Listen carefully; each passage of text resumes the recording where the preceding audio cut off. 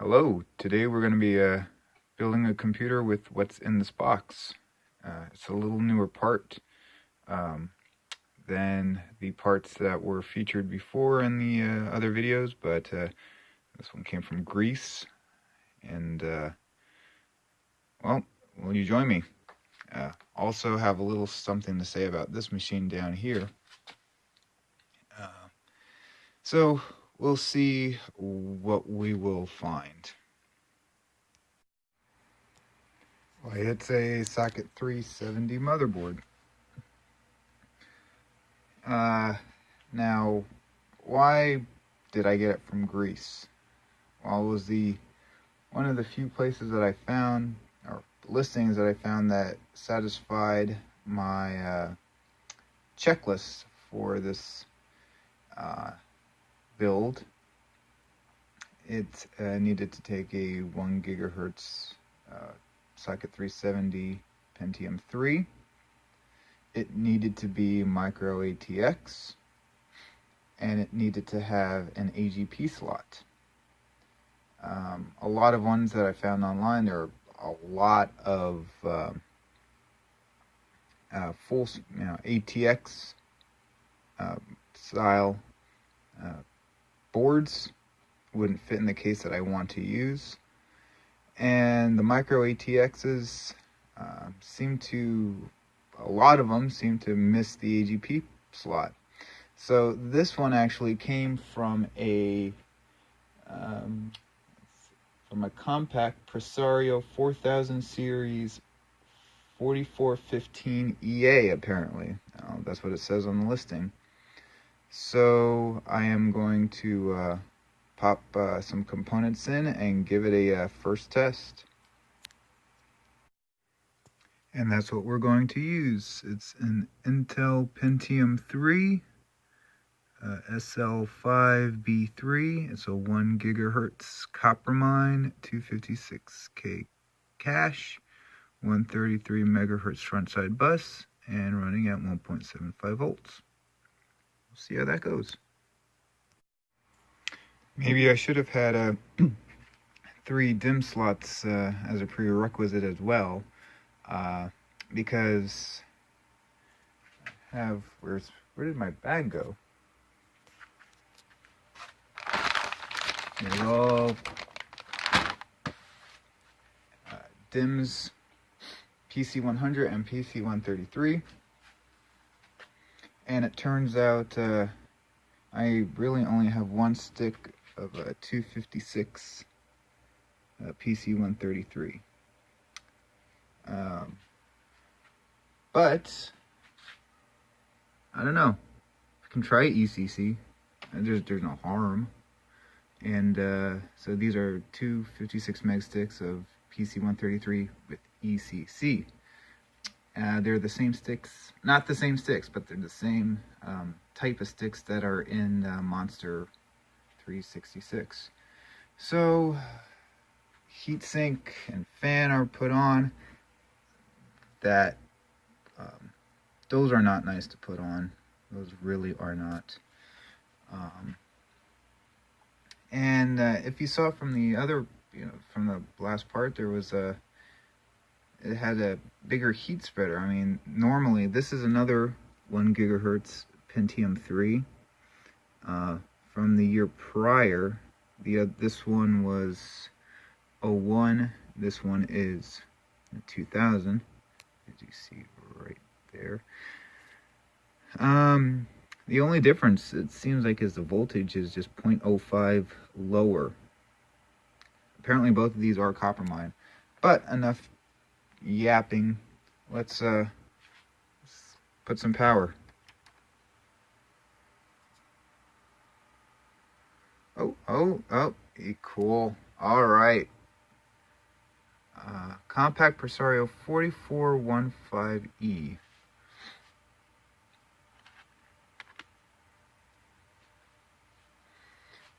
I don't know, doesn't have anything for key combination for BIOS settings.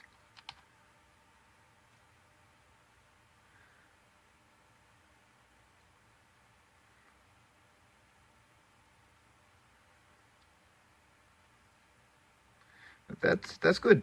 That's very good.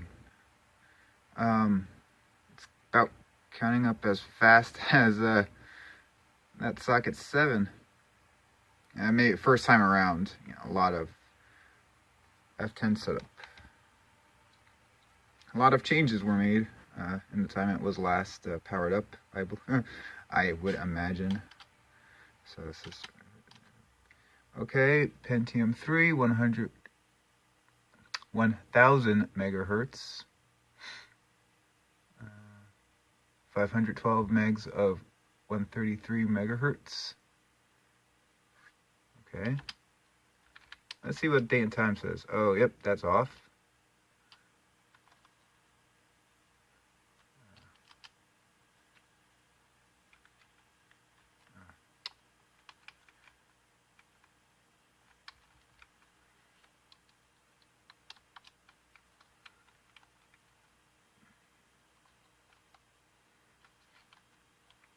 Okay, tab. Yep. And you can't just type it in, you have to.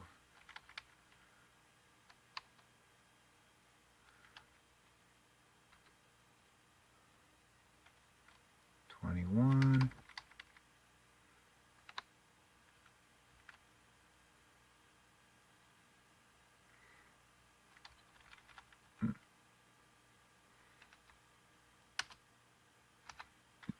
Okay. Oh. There's nothing connected right now. It's using onboard video, but might put that in. There is a card in there, and I will get to that in just a little while. But I've noticed it, some games, it just, the textures are missing. No, they're not just wrong, they're missing. I do have, this looks to be the newest, but I think the last time I tried this, which I'm not exactly sure what it is, it has to be the newest. It has, for a circa 2000-2001 machine, this probably would fit the bill, I guess. Anyway, oh, wait a second, is there, no, okay. There's an HP part number, so HP compact, okay, that's, might go together. What, it doesn't matter. I'll get to that. And there's nothing else.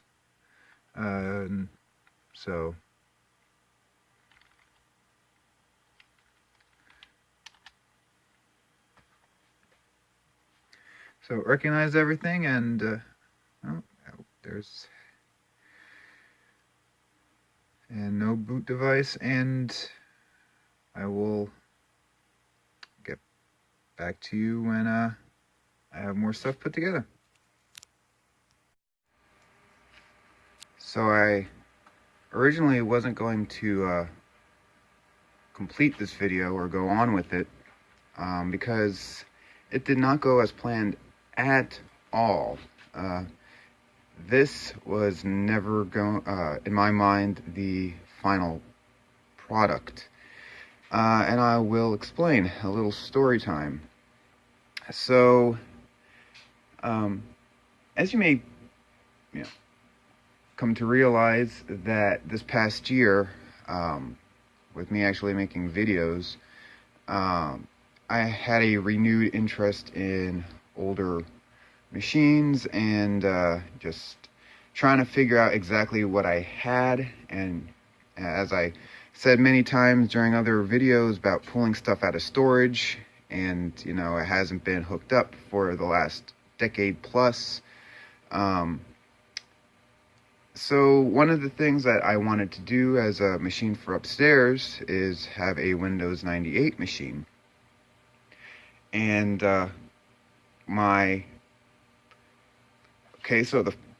sorry for the finger on the covering up. So my first, and let's revisit the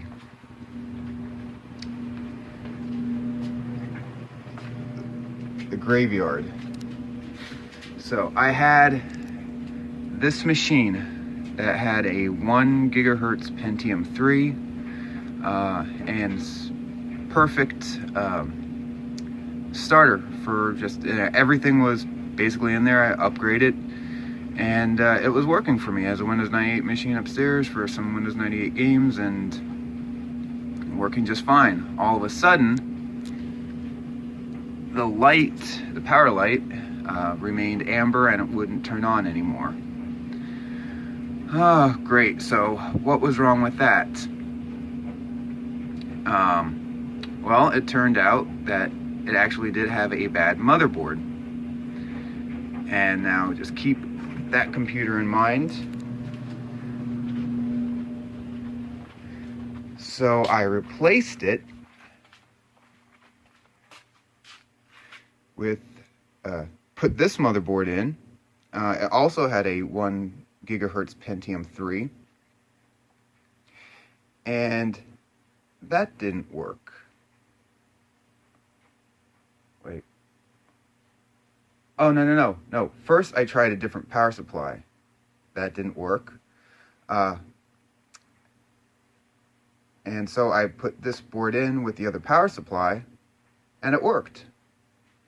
Now, if I was smart, I would have just let that configuration go as is, and, carry on, and actually just scrapped the other power supply along with the other board, because, there could have been a correlation between the two. No, I decided to put the old power supply, or at least try it, and that one actually was working again.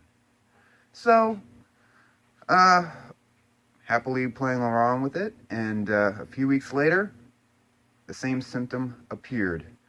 An amber light, nothing.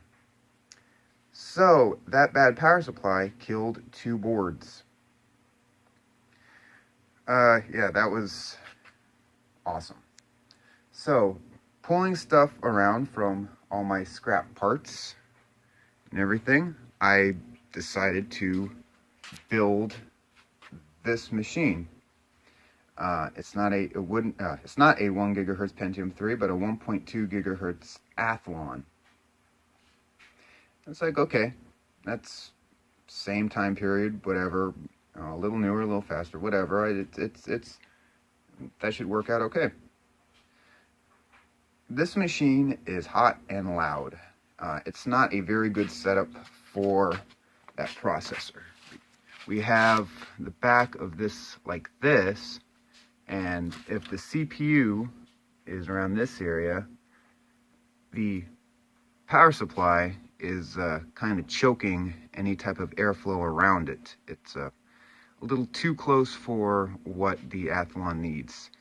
And the heatsink, the fan, everything, it's just, the fan on the heatsink is just running full bore constantly. It's just a very loud machine. And before I decided to use this case, which was just part of my, just in storage, again with storage,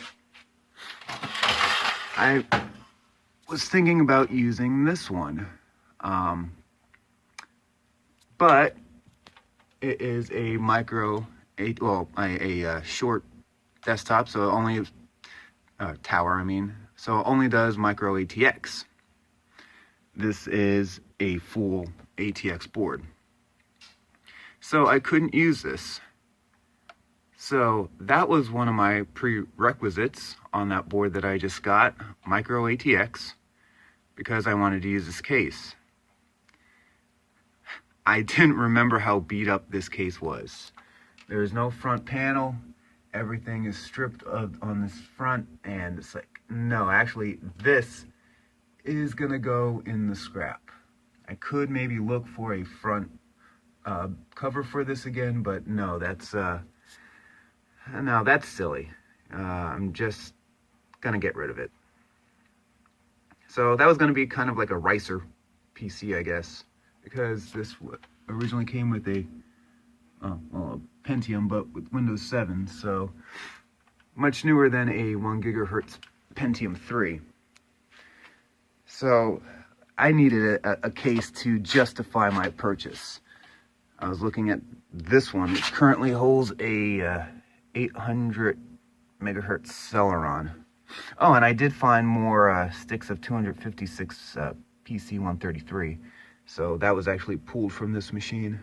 The other machine is still using ECC because I'd rather have non-ECC as spares for compatibility reasons for projects down the line, where I wouldn't have to pull out sticks from other machines because, you know, they would work. If I find a machine that can support ECC, you know, I will use it in it. Because I had those sticks for a long time and never had machines that I could actually use it with. Problem is, this particular model and well, in this series had a shorter power supply. You cannot fit a full-length power supply in it, and believe me, I tried. You can, you know, probably notch out this, and it would very, very closely fit, but no. What else do I have?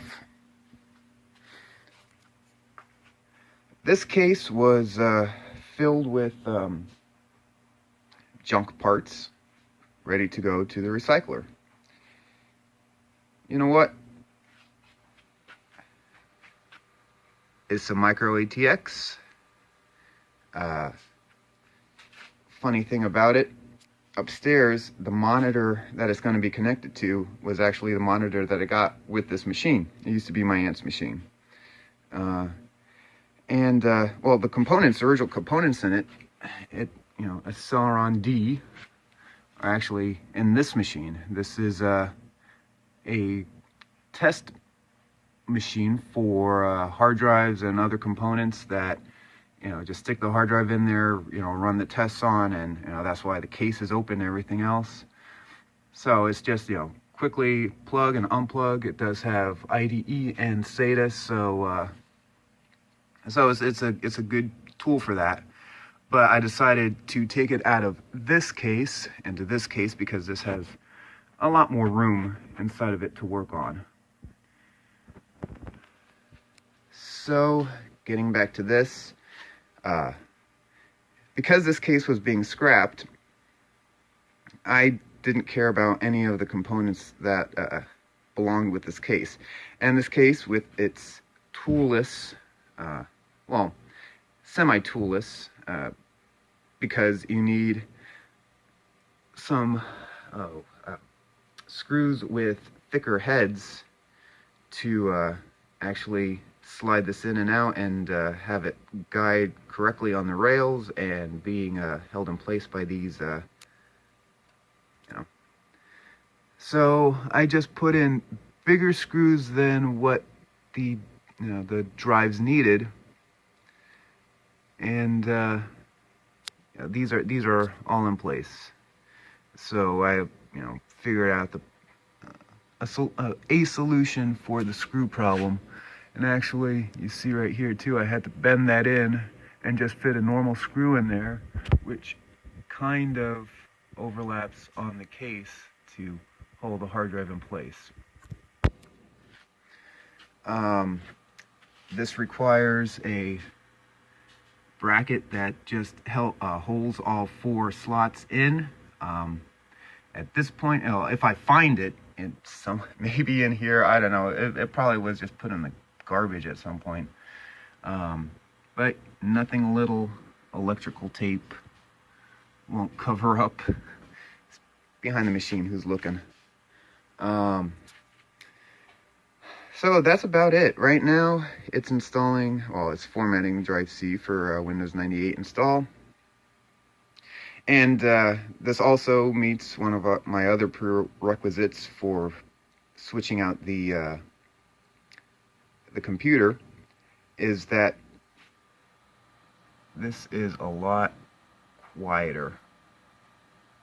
That's so much better than that loud and hot Athlon 1200. So I'm still not exactly sure what video card I popped into there. I think it might have been a 9520. I can't look at the model numbers right now. I just want to be surprised. Judging by the looks of it with the heatsink and everything else, is probably the newest spare graphics card I have. I was thinking about using the same card that is currently in the Athlon, but on some games, I think I said this in the last part. I don't know. I should probably revisit that. That part was filmed 2 days ago. Yeah, some of the textures were bad, so we'll try it with this one. So there's not much more to. I will give a full rundown of the specs of the system at the very end when everything is up and running. By the way, one neat thing about this, how this worked out, is that those that bottom connector with the red and the orange and the black, or yellow and the black and blue for the front panel, all of those, the headers on the motherboard and this connector that was on the case, all of that lined up. So the hard drive LED, the power, and the power light, all of them were in the same position. As you can see though, on the board, there's other connectors for other things that this one would need. And the front panel connector had one of the holes blocked out as a key. So, when you're just popping it in, there's only one way that you could put it in. So using just a pin, popping a hole through that so that another pin could just rest in there. I wasn't gonna tear the pin off. Doing that method allowed me to just use this board with the front panel. Now I shouldn't really be surprised because this board was from a Compaq. This is an HP. So let's see, what year was that one with the merger type of thing? So they were doing a lot of things the same, if memory serves correct. So that was just a little side note. And just one other little break in here. By searching the part number, which is from an HP. So everything, this is all HP and Compaq. This is, and unintentionally found out that,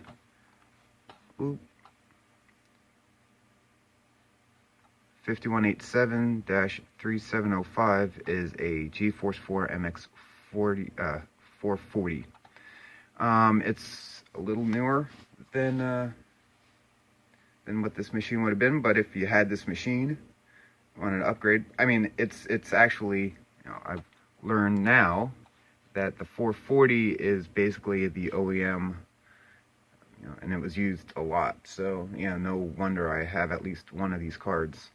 So in terms of what I would need or want to do with this machine, having a time frame correct video card with, one or plus or minus 1 or 2 years of everything being made on this machine.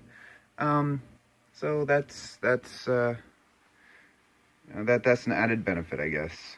So it will do the intended, what I intended to do with it. And here it is, all buttoned up. So this is I'm gonna enjoy having this more than, like I said, that loud AMD. Don't know what I'm gonna be doing with that one, but it's gonna stay as is for now. It's all been patched up, has all the latest updates. Latest updates from at least 10 years ago. I did have to install Windows 98 twice because I used one update that just kind of screwed up Explorer. where I couldn't view it as like with the default. I needed to change the view icon settings to actually see anything, and it was annoying. I didn't feel like troubleshooting it, so just started it from scratch and not do that update. But twice during the installation of Windows 98, it had it rebooted itself during a plug-and-play detection. So at least that was able to it's able to be replicated. So it's not just a random reboot. It was a problem, and I believe problem with this USB controller. That's my guess. So what we have on this machine, we have it's a Deskstar hard drive, 80 gig hard drive. We have NVIDIA GeForce 4 MX 440 8X AGP. Etherlink XL 3Com, and a Sound Blaster PCI 512. We have a DVD burner. Those audio ports aren't connected. Firewire, there is no firewire on this board, although I was thinking of putting one in, whatever. And the USB is hooked up as well. Haven't plugged anything into it, don't know if that part is working or not. It doesn't really matter. But as it stands, I have a 1 gigahertz Pentium 3 again. As I mentioned before, it's not quite the plan that I was going for, but it sounds good. It sounds good.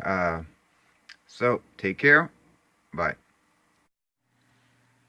And by the way, here, just to prove that I don't just live in a basement, I guess, here it is set up right next to socket 7 Monster 366. It's connected with KVM using this monitor and this keyboard and mouse. And just gonna start installing a few games and see if that problem persists with the textures. But this is where it is now, and all right, have a good one. I still have the same problem. Oh,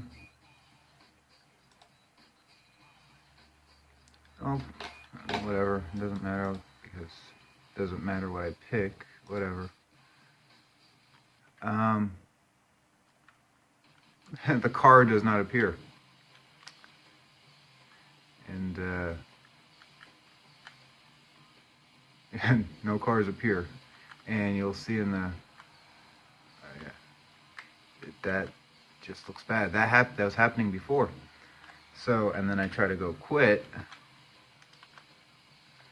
and then it just does this. So I have to Alt F4 it. Do have, yeah, oh, sorry, 81.98, which is the latest one, I believe. If anybody knows of any better version of this driver that would fix this problem, give me a comment on it. There was a patch that I tried, but it's not the same version it's looking for, so I can't upgrade the actual game. So like I said, if anybody has any, it does it with this. It does weird stuff with Midtown Madness, and that's what I found so far. So whatever, I guess I could, well, we'll see how it goes. Anyway, right now, totally, this is the end of the video. Bye.